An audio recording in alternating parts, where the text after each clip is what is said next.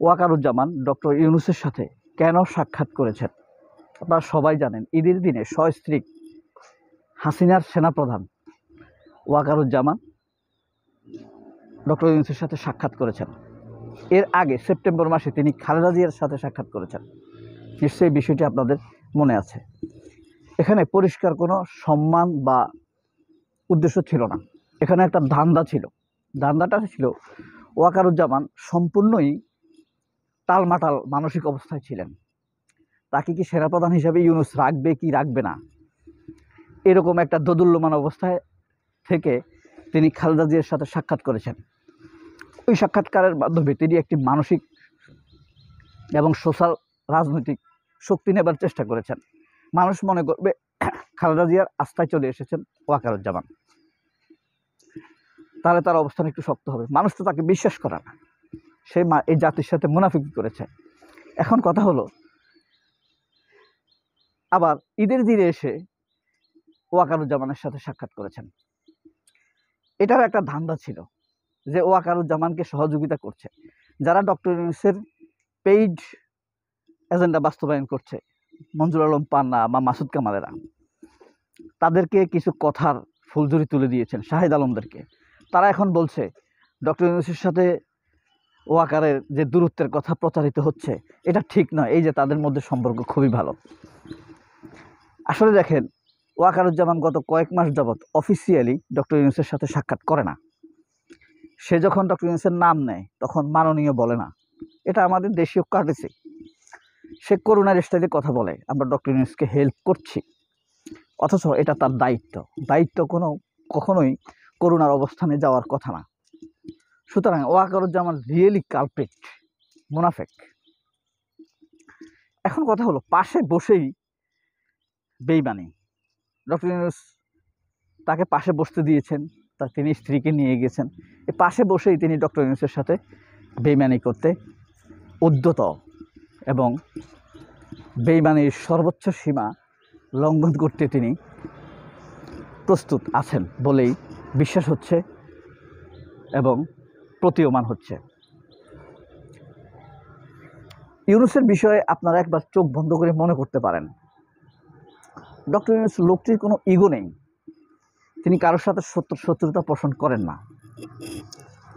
তিনি অহংকার পোষণ করেন না হৃদয়ে, তিনি ক্ষমা করতে জানেন। তার এই উদারতাই হয়তোবা তাকে সাফল্যের একটি প্রান্তে নিয়ে গিয়েছে। আমরা ডক্টর ইউনূসের ব্যাপারে যে ধারণা পোষণ করি, এই ধারণাটা 80% সঠিক। কারণ খুব বেশি কৌশল করে মানুষ বেশি সফল হয় না, সরল পথে মানুষ বেশি সফল হয়। ডক্টর ইউনূস এই পৃথিবীর বেশি সফল মানুষগুলোর মধ্যেই একজন। আমরা এটা অবিশ্বাস করি না, আমরা তার প্রতি সম্মান পোষণ করি। এখন কথা হলো, ধরেন ডক্টর ইউনূসের পাশে একজন বিশ্বস্ত সেনাপ্রধান থাকতো, আলম ফজলুর রহমানের মতো, ওই যে বিডিআর প্রধান ছিল, একটা সুসংগঠিত পুলিশ বাহিনী থাকতো, একটা অনুগত আমলা বাহিনী থাকতো, তাহলে ইউনূস কতটা সফল হতেন। এখন কথা হলো, এই ইউনূসের হাতে, এমনকি তার উপদেষ্টারাও তো তার পক্ষে নেই। একা ইউনূস যেভাবে এই দেশকে এগিয়ে নিয়ে যাচ্ছেন, এটা কিন্তু অস্বাভাবিক, অসাধারণ। কিন্তু মানুষের মন থেকে কি ভয় দূর হয়? কখন আমলারা বিদ্রোহ করে, কখন সেনাপ্রধান বিরক্ত করে, কখন পুলিশ স্তিমিত হয়ে বসে যায়, সবগুলো কি আপনাদের মাথায় আসে না? বলেন, আসে। আমার মাথায় আসে। কোন সময় কে কোনটা করে কোন ভেজালে ফালাই রাখে, কোনভাবে ডিস্টার্ব দেয়, এটা কিন্তু হচ্ছে আগে থেকেই। এখন এই যে ডক্টর ইউনূসের সাথে ওয়াকার দেখা করে আরেকটা ষড়যন্ত্র করবে। সেই ষড়যন্ত্রটা কি?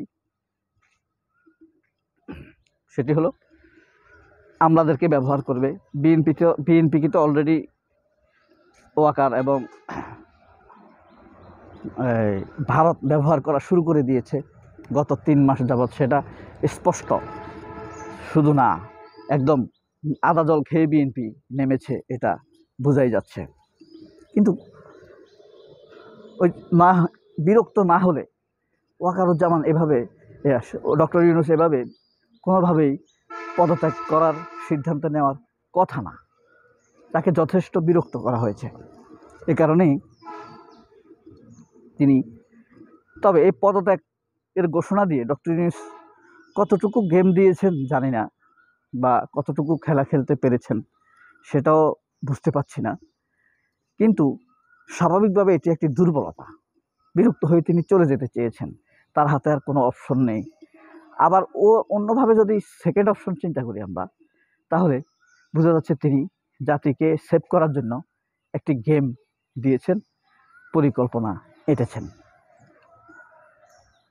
সেটা হলো সেকেন্ড অপশন। তবে প্রাইমারিলি পদত্যাগ করার সিদ্ধান্তটা ব্রডলি ওয়াইডলি খুব বেশি সুখকর নয়। দেখেন ডক্টর ইউনূস ব্যর্থ হলে কি হবে। ডক্টর ইউনূস এসেছেন সাফল্যের জন্য। এদেশের মানুষ কিন্তু ডক্টর ইউনূসকে খুব ভালোবাসে, কিন্তু ডক্টর ইউনূসের পক্ষে দাঁড়িয়ে স্ট্রং কোনো কথা বলবে এই ধরনের জনতার কোনো প্ল্যাটফর্ম হয়নি। এনসিপি শক্তিশালী হয়ে উঠছিল, কিন্তু মাহফুজ আলম অতি পণ্ডিতি করতে গিয়ে, রাজনৈতিক অসভ্যতা দেখাতে গিয়ে, রাজনৈতিক অকৃতজ্ঞতা প্রদর্শন করতে গিয়ে তিনি কিন্তু এনসিপিকে দুর্বল করে দিয়েছেন, ঐক্যের বন্ধনে আবদ্ধ করতে পারেননি। এখন ডক্টর ইউনূসের পাশে বিশ্বস্তভাবে আছে একটি দল। সেটি কে? সেটি হলো জামায়াত ইসলাম। বিএনপি ডক্টর ইউনূসের পাশে থাকবে এটা মানুষ বিশ্বাস করেছিল, আমি বিশ্বাস করিনি। এর কারণ হলো বিএনপি কোনো সময় উপকারীর উপকার স্বীকার করে না, এটা ঐতিহাসিক। এটা আমি আরও কয়েকবার বলেছি, তারপরও কয়েক সেকেন্ডে একবার বলি। আপনার ৭৫ সালে যখন ৭৫-এর বিপ্লবে যখন শেখ মুজিব নিহত হয়, তখন কিন্তু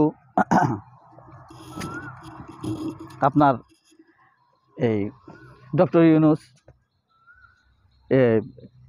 উপকৃত হয়েছে কে? ৭৫-এর বিপ্লবের পর জিয়াউর রহমান প্রেসিডেন্ট হয়েছে। কিন্তু যারা সেই বিপ্লবটি করেছে তাদের পরিণতি দেখেছেন। তাদের পক্ষে কি বিএনপি দাঁড়িয়েছিল? বিএনপি দাঁড়ায় নাই তাদের পক্ষে। আবার দেখেন যখন ৯১-তে বিএনপি ক্ষমতা এসেছিল জামায়াতের সমর্থন নিয়ে, তখন জামায়াতের উপরে কি অত্যাচার করেছিল বিএনপি, সেখানেও কৃতজ্ঞতা প্রদর্শনের কোনো লক্ষণ কিন্তু দেখা যায়নি। আবার দেখেন ২০০১ সালে, তখনও জামায়াতের সমর্থন নিয়ে জোট করে শক্তিশালী হয়ে এসেছিল, তখনও বিএনপি জামায়াতের পক্ষে অবস্থান ভালোভাবে নিতে পারেনি।